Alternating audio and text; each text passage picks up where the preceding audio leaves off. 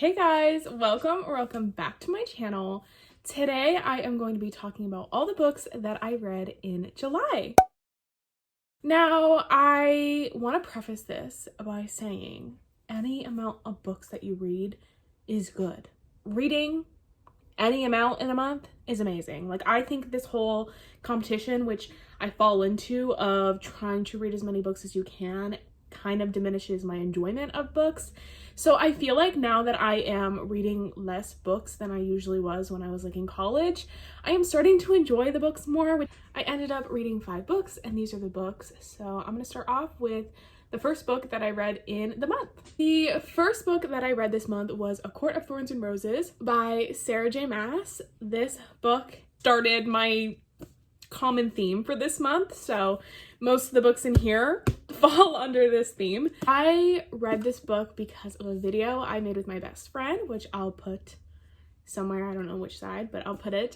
We swapped 5-star reads, and this is my best friend's favorite fantasy series and favorite fantasy book, and I read it and fell in love with it. I absolutely loved it. I gave this book a 4 stars, obviously not the best in the series, but I highly enjoyed it. The world building in this series is so easy to follow. I am not a fantasy reader. I don't typically read fantasy. Of course, I'm getting in my fantasy era now, but I don't normally read fantasy. I only read romance or like thrillers occasionally. So getting into this whole fantasy vibe was kind of hard for me to kind of adapt to, but it was super duper easy for me to understand the language and the world building that it was building for me, and I loved the characters and the character development, I guess. I've heard some people say it's like marketed as a Beauty and the Beast retelling, which I can kind of see that sort of situation. If you see my nails, stop, okay? I have to do them. I'm going on vacation. I'm filming this and editing it the night I'm leaving so I can upload it when I'm there, but anyways. This book follows Feyre, and something happens in the woods where she kills a wolf. He gets captured by this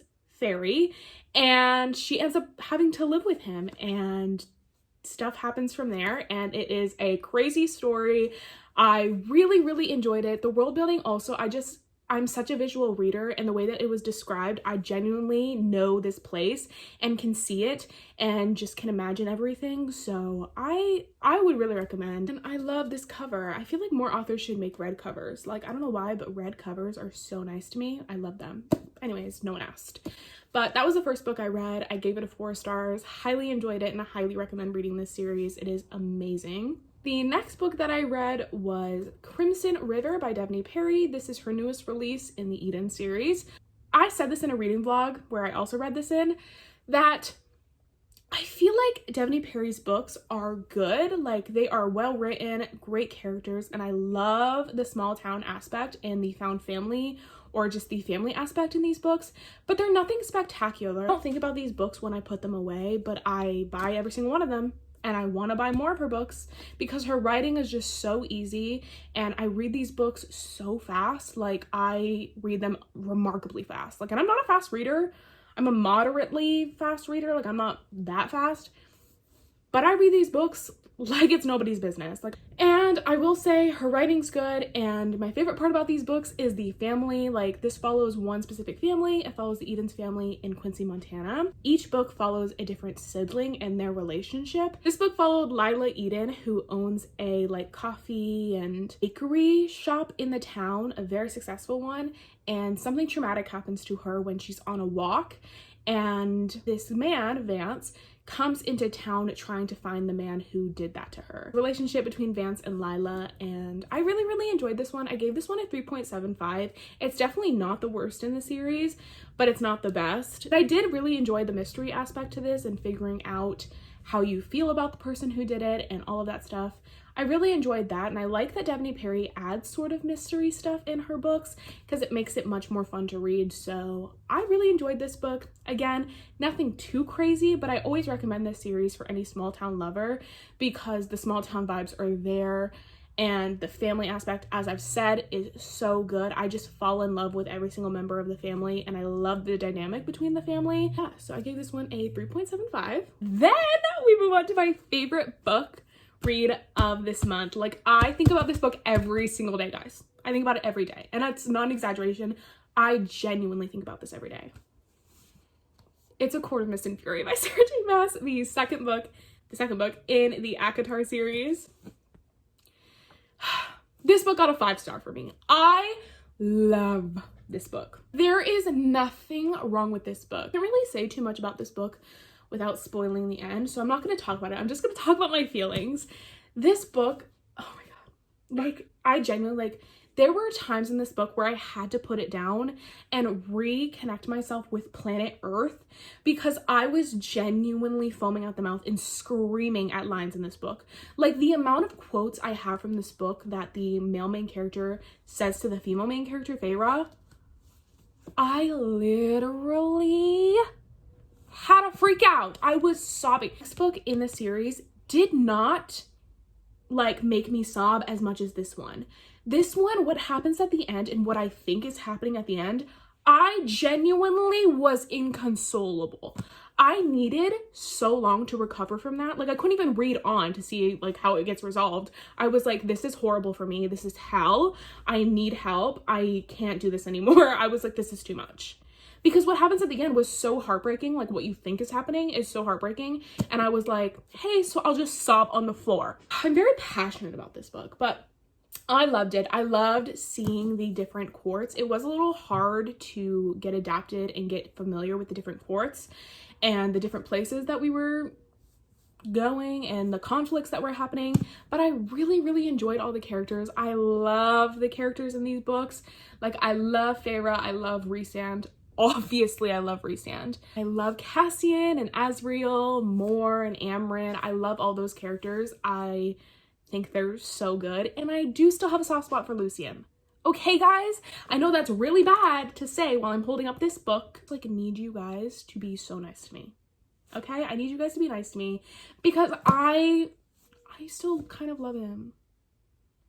Okay, I love this book so much. It got a 5-star. I highly recommend reading this series purely for this book because it's so good. Then, of course, I went to the next book, A Court of Wings and Ruin by Sarah J. Maas, the third book. And I gave this book a 4.75. I really enjoyed it, but definitely not as much as A Court of Mist and Fury.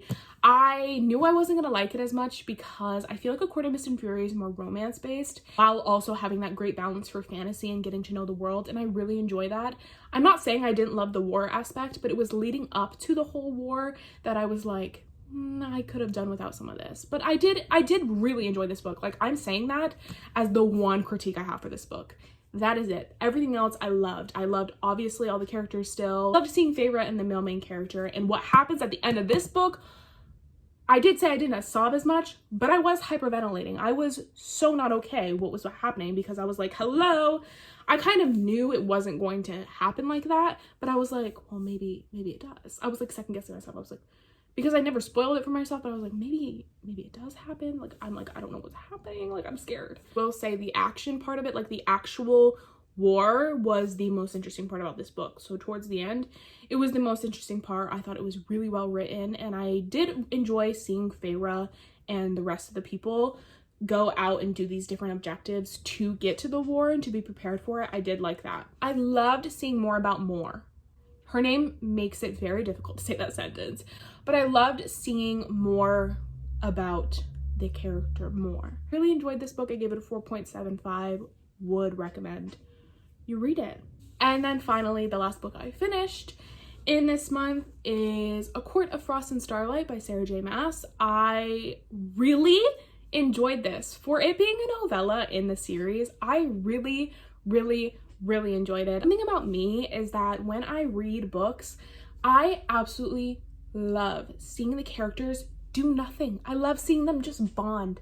That's why I love character-driven books so much rather than plot-driven books, because I love family aspects. I love friends who turn into family and just seeing them interact with one another, and that's what this book gave me. Like, it gave me all of the things I wanted. I wanted to see all the characters bond and have cute little moments that weren't like high stakes. I really enjoyed it, and it made me really excited to start A Court of Silver Flames because we get Cassian and Nesta a lot in this book, and we see them, where their relationship is and how A Court of Silver Flames is going to build on it or expand upon that relationship. It's like maybe a spoiler, so like, shh. But Asriel and Elaine, I'm going to need their book now. I'm going to need their book now. I thought I would be the most excited for Nesta and Cassian, and while I am excited, Asriel and Elaine, they need a book. And if they don't get a book, I'm gonna lose my mind. Thank you. I gave this one a 4 stars. I gave it the same rating as the first book because I loved it so much, and I read this in one night because I couldn't put it down, and it was so quick and easy. And it's like, it is kind of like the Christmas book. Like when I got this book, I was like, I call it the Christmas book, but my best friend says it is the Christmas book. It's just not called Christmas. It's called Solstice, but it is the Christmas book. Okay? I loved it. It was so fun and cute, and I would recommend not skipping it. I know some people skip this book, but I would recommend not skipping it. Number 1, it'll help you understand A Court of Silver Flames more. And number 2, it's cute. It's a little low stakes, so I would recommend reading this one. That is all the books that I read in this month. Again, not the most, but it's really, really good. Like, these books are so good, and I'm glad I took my time with them. I definitely want to reread this series, and I haven't even finished it. I definitely want to reread this one. Like, when I tell you guys this is the best one in the series, I mean it. Like, it's so good. Thank you guys so much for watching this video. I know it's not that long because I didn't have enough to talk about, but I hope you guys enjoyed it. This video, a big thumbs up, and subscribe if you want to see more of my face, and comment down below some of the books that you read, or if we read some of the same books, that's fun. And I will see you guys in the next video. Bye!